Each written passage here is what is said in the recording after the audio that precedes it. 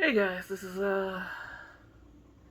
Lashette, Sky Moon Creations, and this is the start of a new reading vlog for the Remixed Classics Read Along I am hosting. This is the April book and bonus book. I think hopefully we'll get those both in here. I'm starting out with the bonus book, the classic Wuthering by Emily Bronte, and the Remix classic is What Souls Are Made Of.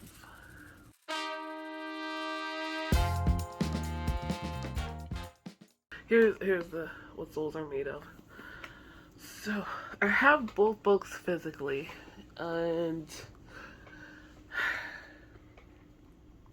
I'm gonna try to do this like I did the Robin Hood and Travelers Along the Way vlog, because I like the way that worked out with my updates. So starting out with the classic, up to chapter 10. I'm listening to the audiobook, and that might have been a mistake. Partially because I made the decision, apparently, to start out listening while I was laying down. Like, kind of read myself to sleep type of thing. I didn't set a timer. I thought I was awake through most of it, but then I realized, no. When I went to start again, I'm like, wait, how did we get here?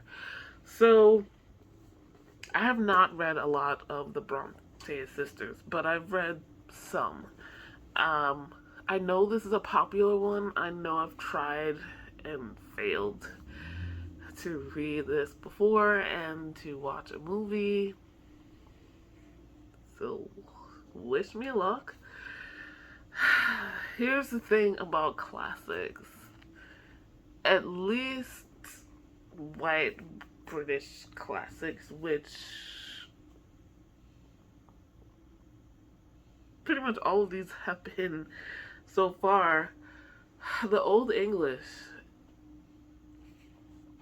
is, and they're not the same types of English, and obviously each author has their own writing style. Not helpful. There's definitely somebody in here with like a Scottish accent, and I was like, okay, I can't do that anymore. It might be the cook. I don't remember.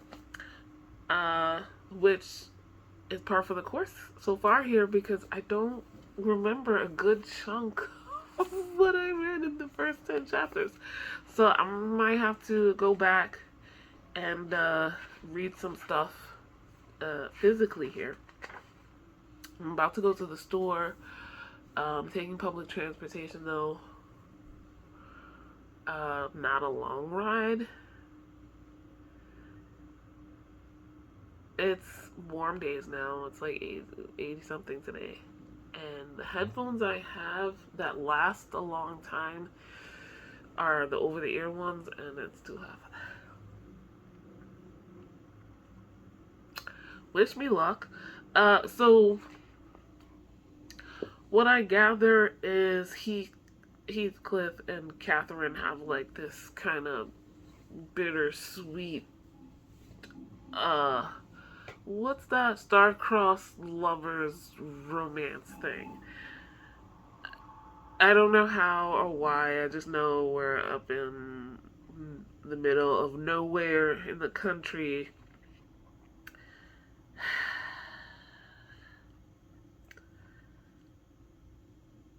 So anyway, the way it started confused the hell out of me. We're following this guy who, for whatever reasons, is staying on the land that Heathcliff owns, I guess. Keeps talking about his landlord. And then Heathcliff is this old guy who's cranky, and all of the staff are rude and mean, and the dude keeps trying to like strike up conversation and figure out who everybody is. Like people who he thinks our staff and should, you know, act that way are not. Um, they're not helpful. They're not solicitous. They're not respectful, like, at all. And then on the other hand, the people who he thinks are like Heathcliff's wife and possibly his son are not, and they're all nasty to each other. And I was like, what the hell is this? So that's kind of what I remember. And then when I went back to start up at chapter 10, it's like talking about Catherine. I'm like, Catherine was not there. So, and then we were in a woman's voice, and I was like, wait a minute. So I've looked back, and I guess this is the housekeeper telling the story.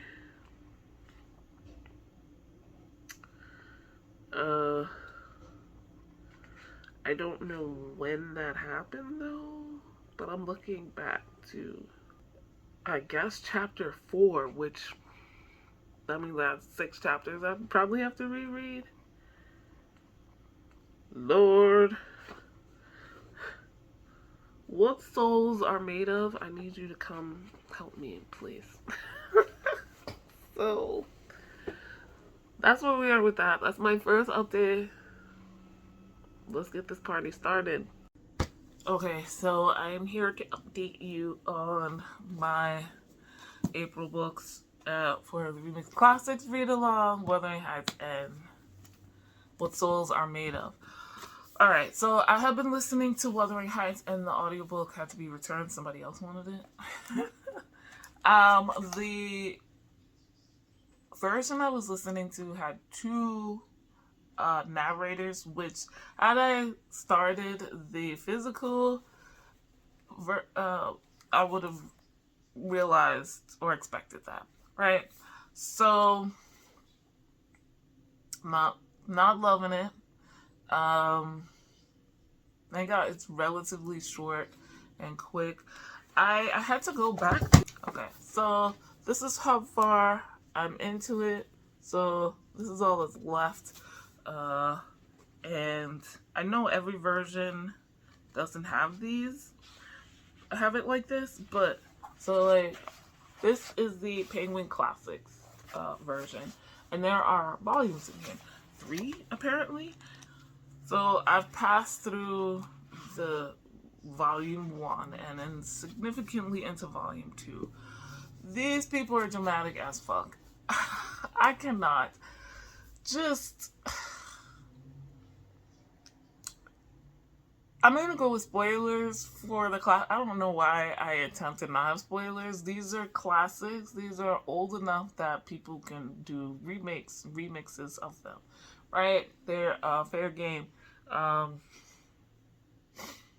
I know this is like a gothic romance, and I don't think I've read any other Emily Bronte.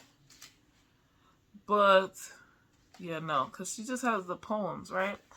I don't love Jane Eyre. I didn't when I read it in school. And, you know, I recently reread it in the manga version. And I still was like, I don't, what? So, I kind of have a similar feeling. I had hoped that maybe I would like this as much as, because I do like, what the hell is the name of that? Great Expectations, which I don't remember if it's written by a Bronte sister or not. But Catherine dies in the most dramatic fashion. And for me, it came out of nowhere to the point where, like, I was listening to an audiobook. I was like, what's wrong with her? Literally, like, what is wrong with her? And she's pregnant? Somehow I missed that. Like, that's how it's just all going over my head because I'm not paying attention. I'm just like, really? And this dude marrying Isabella Heathcliff, what the hell? why are these people likable? Why are the two of them so dramatic?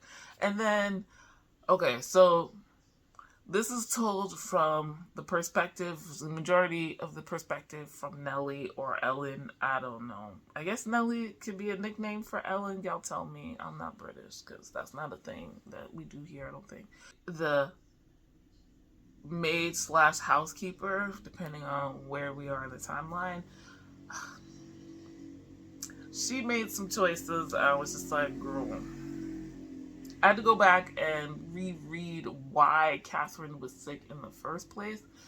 And I understand why Nellie did what she did, but also,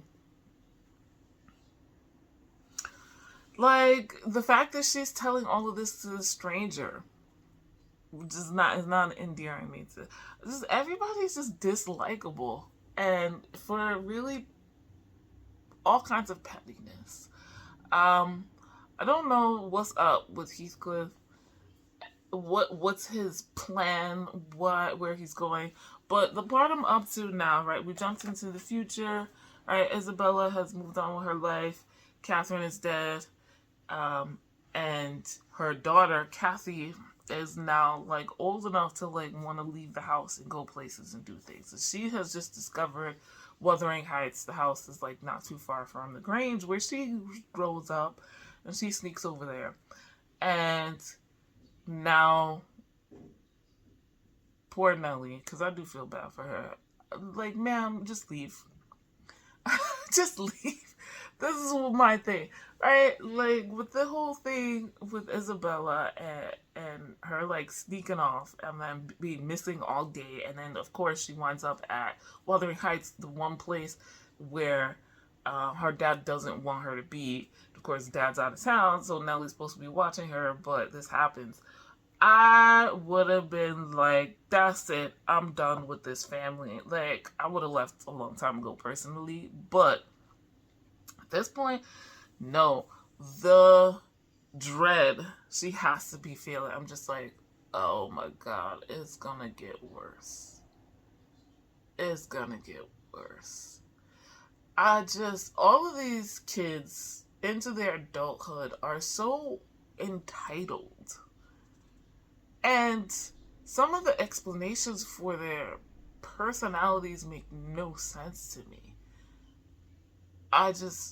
Again, back to Catherine and her whole death, her sickness, illness, whatever, and then the death thing.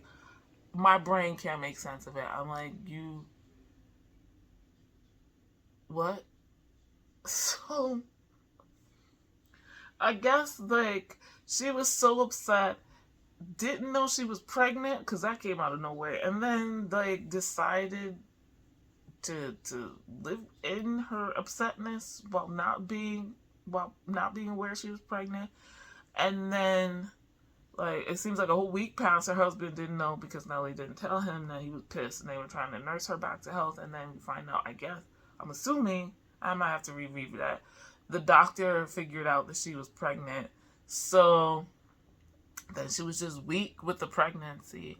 And of course, she starts to get better. She's walking around. She's getting dressed. She's eating well. And here comes Heathcliff again. And they like hug each other. And then she has a seizure and dies. But not before prematurely delivering her baby at 7 months. Like, that's what happened in straight up modern American English. Okay?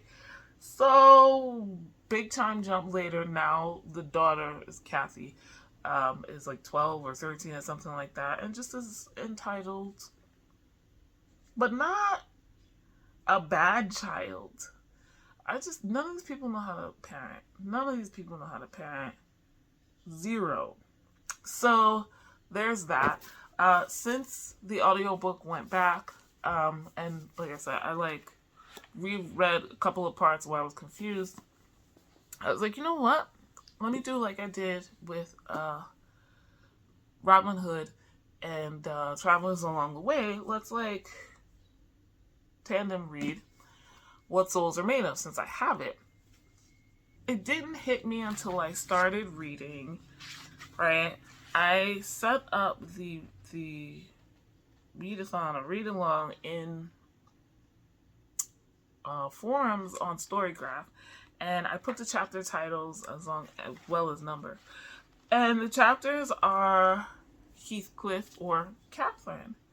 And so this is kind of the story, but from their point of view. Whereas this is the story of them and their two families, the Earnshaws and the Lintons, and Heathcliff, who is part of neither family. But from Nellie's point of view and this dude who's like just staying at the Grange for some reason.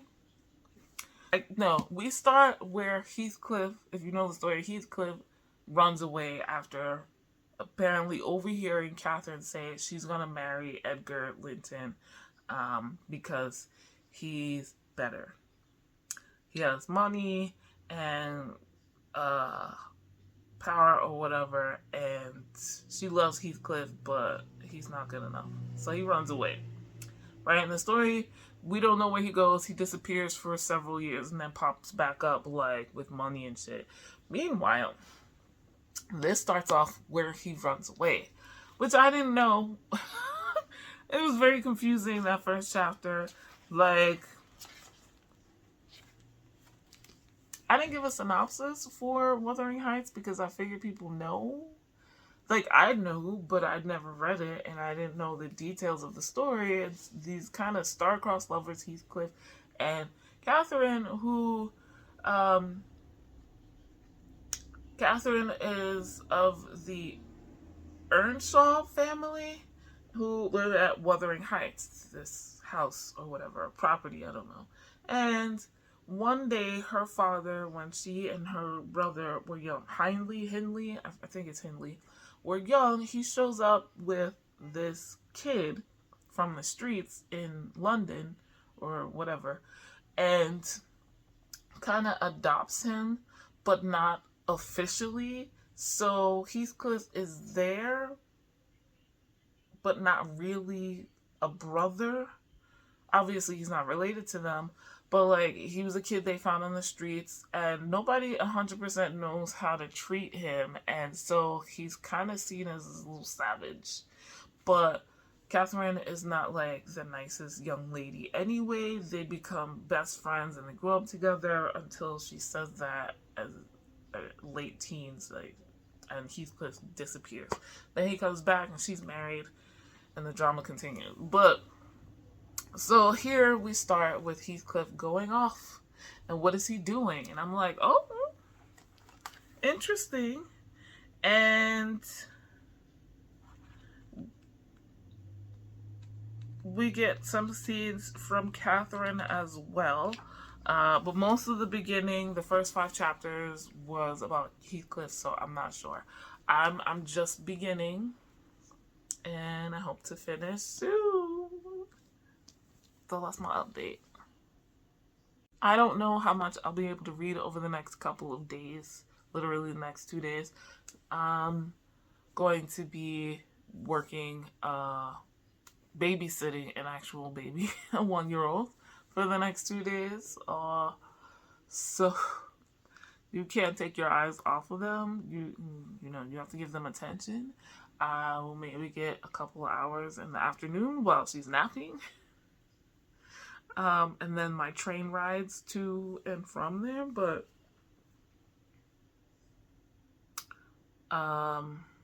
we shall see how it goes.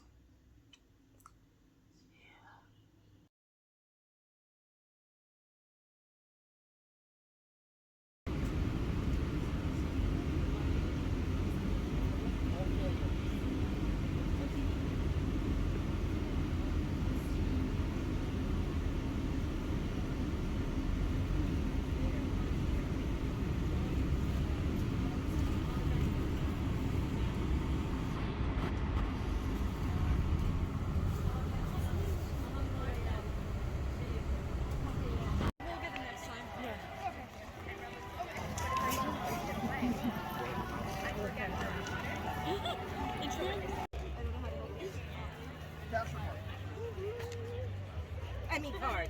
Sorry. I'm like cash. Yes.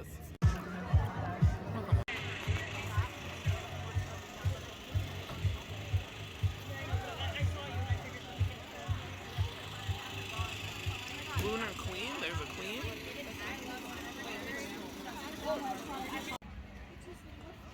That was fun. Yeah.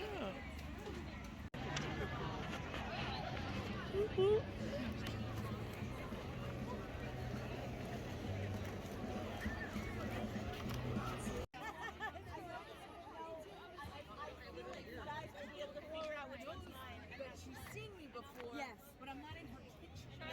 So she's like. She goes. I said you always gonna be here. Remember? I know. I have to stand all the way back here.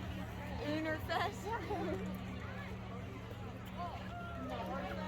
2,000 years later.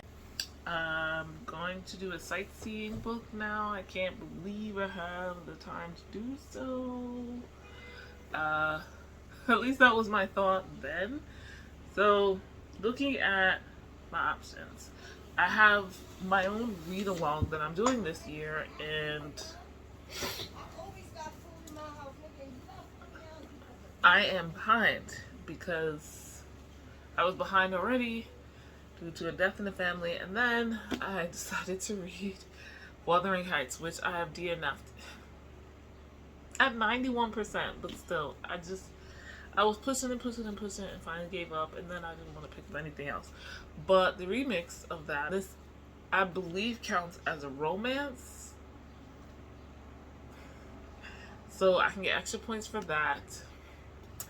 I don't know if Tasha Shuri is of the LGBTQA plus community, so,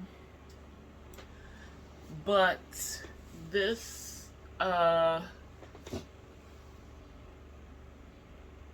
will count for one of the sightseeing prompts. We'll go from there. So coming back to this, I had started it already. Did I? Didn't get very far into it. I think I made 24 pages, so maybe not a sightseeing prompt. Hey y'all, I'm here to give you the final update because I have finished What Souls Are Made Of by Tasha Suri. Fourth remix classic here. I enjoyed it. I think I gave it 3 stars. Tasha Suri purposefully went in a different direction. I like the way in the author's note towards the end she kind of explains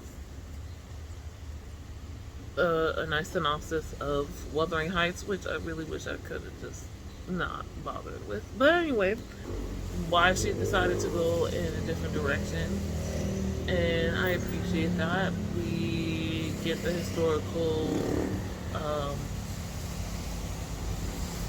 lean in, and I could call this a romance, a historical romance, maybe historical fiction with a romantic subplot. Whereas, yeah, Wuthering Heights is just tired and dramatic and sad. Everybody's just hateful. Yeah, the way this wraps up, I appreciate. They do come together again. Catherine decides to leave and Heathcliff decides to go back. I thought we might get like a passing ships in the night type of situation where they miss each other, but thankfully we did not. It kind of fades to black, but they do kiss a couple of times, so yay. I'm just like, yeah, go off and start your new lives without the drama and the curse of, you know, your parents, and particularly Catherine's dad, who made all the decisions. One thing I will say is I feel like putting everything on the dad, feeling guilt about his participation in the British East India Company felt a little bit easy, but maybe that I could, not easy, but I can't think the word I want to use here. Simple? Because I don't think a lot of the British men who were involved, even though they went there, even those that went there, were feeling guilty. But I don't know. Like the idea that, obviously many of them went there and cheated on their British wives, but also, or their English wives in particular, either had mistresses or wives that were Indian there, had babies there, all totally 100% believable because men and colonizing men at that time. But feeling guilty and then wanting to bring their passing kids home, I don't know. Maybe some of them did because they like their kids, but I don't know. I feel like guilt is a stretch too much for me. But yeah, it should be a quick read. I felt like it was really slow in the beginning, but maybe because I was also doing reading with Wuthering Heights, which also should have been a quick read. I was dreading every page of that. There's a lot of, I guess, exposition. They're in their heads a lot. Heathcliff and Catherine, as much as I appreciate having their point of view and their feelings and, their discoveries, like, we're in their heads. There's not a lot of conversations happening in here, and it is very romantic in the description of things or how they think of things. It's very romantic or poetic. Use a word that doesn't fit either. But yeah, I didn't love that, but it's short. So relatively quick if you're not going on a retreat for a week and are not falling into a reading slump. Not my favorite, but not bad. Definitely still want to check out Tasha Suri's other book. This just wound up being okay. Still, yeah, the Jasmine Throne. And I guess the Amba duology. I didn't realize that was her. Empire Sand and Realm of Ash. So that's this one complete. Thank you for watching. Let me know if you're participating in the Remixed Classics read along. If you have finished this book, what your thoughts were. Even if you're not participating, if you have read the book, let me know what you thought in comparison. Have you read Wuthering Heights? I do have the little blog for that where I just abruptly DNF finally after stressing myself out. Spoilers for that one. So go check that out if you're wondering. But have you read Wuthering Heights, and what did you think of it in comparison to this? This is better. But I don't think this Wuthering Heights was the best base material to work off of, personally. Yeah, like this video if you liked it, subscribe if you are new, hit the notification bell so you know when the next video is coming. I'm trying to catch up, so hopefully soon I will be reading Self-Made Boys. I will not be rereading The Great Gatsby because I did reread that last year. No need to do it again. I remember what the story is, but I will probably be watching the movie. And I have read from, well, let me not go into that. But anyway, Self-Made Boys is the next one I was supposed to read, and then Dear Henry. So hopefully I'll get to all those two this month, June, as well. Links in the description to everything I have mentioned here, and my Storygraph and Goodreads if you'd like to follow me there. Storygraph has the read-along and the individual book readathons, whatever have you. If you want to join me as we're reading these and share our thoughts, there is also links in the description to 10% off discount code to my Etsy shop, where I make all natural bath and body products for magical and mundane purposes, and a link to my Patreon, which has exclusive videos on the grapefruit tier for exclusive bookish videos, to be specific. And check out the other tiers if you are interested in those as well. So that is it for me today, guys. I'll see you in the next video. Bye.